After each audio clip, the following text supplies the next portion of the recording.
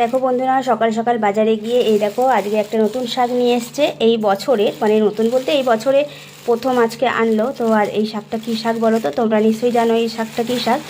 আর এটা হলো সর্ষে শাক। তো আজকে এই সর্ষে শাকটাই বানাবো। এই দেখো কত সুন্দর সর্ষে শাকটা নিয়ে এসছে, আর একটা আটি এনেছে, বেশি আনেনি। এই দেখো, তো আজকে এই সর্ষে শাকটা রান্না করব। তো চলো কীভাবে রান্না করছি তোমাদের সঙ্গে শেয়ার করব। শাকটা রান্না করার জন্য দেখো আমি এখানে নিয়ে নিয়েছি একটা শুকনো লঙ্কা, একটা তেজপাতা, আর নিয়েছি 5 ফোড়ন। আর এখানে দেখো আলুগুলো আমি চৌকো চৌকো করে কেটে নিয়েছি, আর বেগুনটাও ছোট ছোট করে কেটে নিয়েছি, আর শাকটা এই যে কুচি কুচি করে কেটে রেখেছি। তো কড়াইতে দিয়ে দেবো তেল। তো এই দেখো তেল দিয়ে দিয়েছি, এবার ফোড়নগুলো দিয়ে দেবো। এবার দিয়ে দেবো আমি আলুগুলো।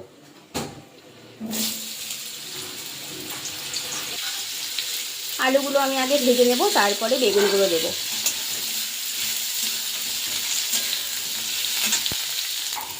আলুগুলো দেখো হালকা করে ভাজা হয়ে গেছে, এবার বেগুনগুলো দিয়ে দেবো। আলুগুলো পুরো লাল করে ভাজার দরকার নেই।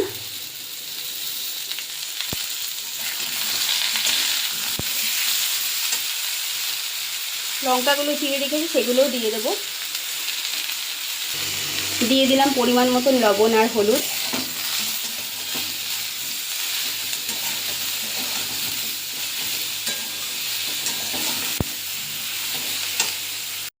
দেখো আলুটা আর বেগুনটা কিন্তু ভাজা ভাজা হয়ে গেছে, এবার আমি দিয়ে দেবো শাকগুলো।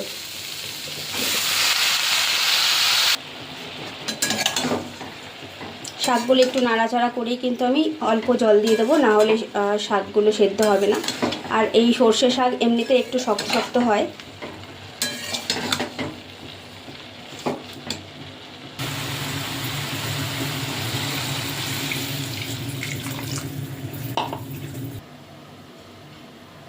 দেখো শাকটা কিন্তু মজে গেছে, এবারে আমি মিষ্টি দিয়ে দেবো, অল্প একটু মিষ্টি দেবো, তারপর নামিয়ে দেবো। তো এই দেখো বন্ধুরা, শাকটা নামিয়ে দিয়েছি আর হয়ে গেছে। আর এটা শাকটাই কিন্তু অল্প অল্প ঝোল ঝোল রয়েছে। এই শাকটা এরকম ঝোল ঝোল থাকলেই ভালো লাগে খেতে, আর সেন্টটাও কিন্তু খুব সুন্দর হয়। তোমরা কে কে এই শাকটা, মানে এই সর্ষে শাকটা খাও, অবশ্যই কমেন্ট করে বলবে।